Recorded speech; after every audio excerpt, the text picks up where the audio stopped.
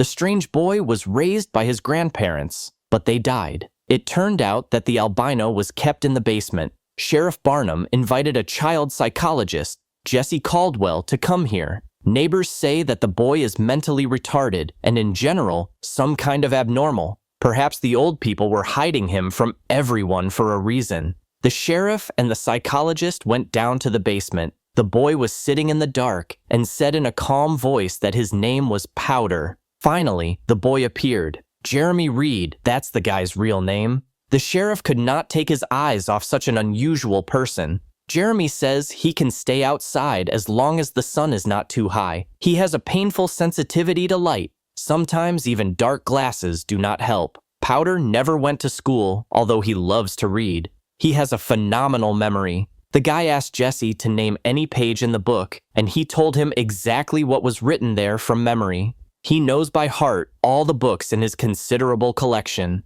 Powder, wearing dark glasses and an old grandfatherly suit, left the basement. As he walked past the police cars, a siren suddenly went off. Only now did the sheriff notice that the roof of the house had lightning rods. The deputy said that the body of the deceased grandfather was saturated with electricity, as if he had been in fibrillation. Jesse brought Powder to the small town. She works in a boarding school for boys and is going to keep the boy here. The unusual boy attracted the attention of the other boys who were playing soccer. Jesse tells a colleague that Jeremy behaves like a stupid child who does not know anything about the world. In the cafeteria, Jeremy eats separately from the others. Of course, the local bullies could not ignore him. They sat down with him and asked him why he looked like a vampire. Jeremy tried to ignore their leader, John, but he took his food and said that all newcomers are tested. Namely, they have to hold the spoon on the tip of their nose, like Mitch. Powder took the spoon, rubbed it, and left it on the table. The other cutlery was immediately magnetized to it. Everyone in the dining room was very surprised. Then another spoon appeared, and dancing, it jumped to the other spoons, destroying the whole structure. Powder smiled, but John looked at him with an unkind look. The sheriff has a difficult relationship with his son, and his wife Emma is terminally ill and in severe pain. The whole town is already talking about the unusual guy. The nurse shared her opinion as well. The doctor examined Jeremy and said that he was absolutely healthy. Soon, he will receive special lenses to protect his eyes from bright light. Jesse suggested that he go to a local school, and he agreed. Jeremy received his lenses, and when he got off the bus, all the students immediately began to look at him in surprise. The physics class is taught by an eccentric teacher named Donald Ripley. He shows a device called Jacob's Ladder. This device was invented to demonstrate electric current.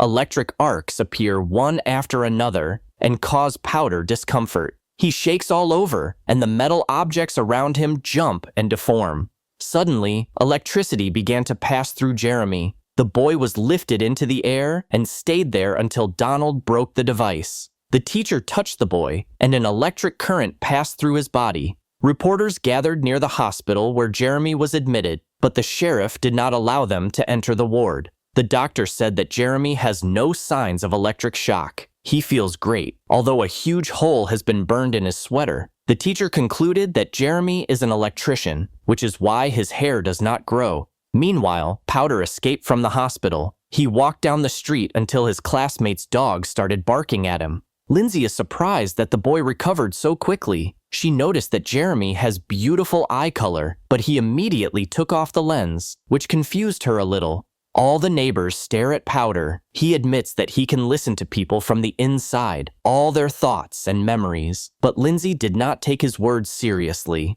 Jeremy walked back to his house, but the sheriff blocked his way. He feels that the deputy is afraid of him. He says he doesn't want to go back to the orphanage, and he can't stay in the hospital anymore either. His worst memories are connected with this place. Meanwhile, a professor arrived from the Ministry of Education. The fact is that Jeremy passed an IQ test with a phenomenal result. The interesting thing is that he got all his knowledge from books. He is not allowed to watch TV because all the equipment next to him breaks down, and he feels sick. Tests have shown that Jeremy has the highest level of development in the history of mankind, but the boy doesn't care. The only thing he wants is to return to the farm. He also knows that the professor really thinks he's a fraud and came here just to prove it. Jeremy got angry, and all the equipment around him broke down. The boys from the boarding school went on a hike under the supervision of the sheriff and his assistant. Powder did not want to go. A thunderstorm was approaching, and he could feel it with his whole body. In the past, lightning killed his mother. He personally remembers how it happened. In the forest, all the lizards that were nearby came running to Jeremy. He also felt Mitch and John coming up to him from behind. John had a rifle in his hands and was aiming at Jeremy, but suddenly he heard a shot from a sheriff's deputy. He killed the deer, and he was very happy about it. The animal was dying. Jeremy touched the deer and grabbed the hunter's hand. He made the killer feel what his victim was feeling. The man fell to the ground and screamed in pain. Jeremy let go of him only when John had almost killed him. This pain and suffering was passed on to Powder. Jeremy told the sheriff and the psychologist that he did not attack the hunter. He just helped him see the light and realize what he was doing. And he doesn't want to see anyone else, not even Jesse, who only pretends to be his friend. The guy smashed his office with his mind. All he wants is to go home. The doctor suggests that the sheriff take his wife back to the hospital, but she asks to stay at home. She's hopeless, but Barnum can't let her go. Upset, Jeremy sat alone in the dining room in the evening. A physicist approached him. Donald is fascinated by the unusual student. He thinks that the boy is almost entirely made up of energy, and his mind is at a level of development that is millennia away. He is like a messenger from the future. Donald offered to become his friend and extended his hand to Jeremy. The boy decided to show his teacher a magic trick and electrified him, but his grandparents were always afraid to touch him.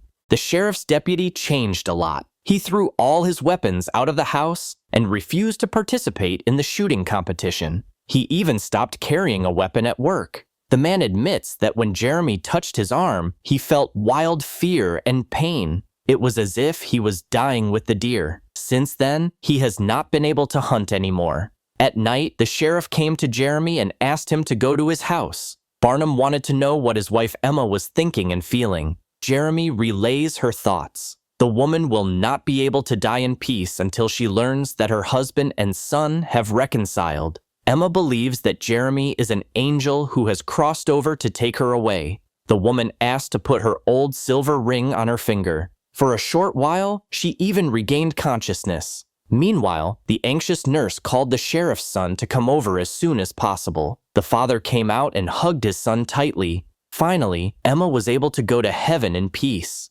Jeremy came to the town fair. As usual, everyone stared at him. Powder reads people's minds. They think he just destroyed Emma. He tells Lindsay that all people think they live apart from everything, but each of them is a part of this world. Jeremy touched Lindsay and let her feel his heartbeat, read his thoughts, and plunge into his memories. His father thought Jeremy was ugly and always denied that he was his son. But according to Lindsay, he has the most beautiful face in the world. The girl kissed Jeremy, but they were interrupted by her father, who attacked the boy. Jesse managed to intervene before the man could get his hands on her. Powder felt like the loneliest person in the world again. He was not going to stay at the boarding school any longer. He packed his things and was about to leave for the farm, but decided to go to the gym again and watch the other boys. There he saw Sky in the shower. For this, John began to mock the boy and took his hat. Suddenly, Jeremy said the words that his drunken stepfather had said to John. His stepfather had beaten John all his childhood, so he grew up so angry. The big man got angry and pushed Powder against the wall. Suddenly, there was a clap of thunder. The scoundrel saw that Jeremy was frightened by this, and with his friends, he dragged him outside. Only Mitch is trying to stand up for Powder, but John is not going to stop. He stripped the poor guy naked and began to mock him. Later, John pushed Jeremy into a muddy puddle. After that, the two fools picked him up. Lightning struck right above them. The powder began to attract all the metal objects the hooligans were wearing. Suddenly, Jeremy seemed to explode with energy and scattered everyone in all directions. The guys got to their feet, and John's heart stopped. Powder went over to him and began to beat his chest with electric charges to get his heart going again. Jeremy managed to do it. Mitch promised that he would help him escape from the orphanage. Jeremy hid in the car and drove it to the farm.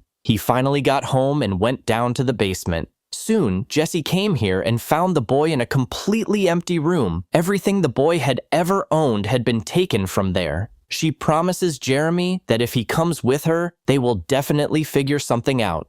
Donald volunteered to help them, but they didn't have time to escape. The police arrived. Jesse asks the sheriff to just turn away and let them escape. Thunder rolled again. The sheriff took his partners aside and ordered him to get out of here. For some reason, Jeremy did not get in the car with Jesse. He told the sheriff that his wife hadn't gone anywhere. She's everywhere. Powder ran into the field, arms outstretched. Suddenly, lightning struck right at him. Jeremy ran and was filled with energy until he dissolved in a bright flash of light. A powerful impulse passed through the people. Powder became part of the whole world. It turned into pure energy, which no longer needed a human shell.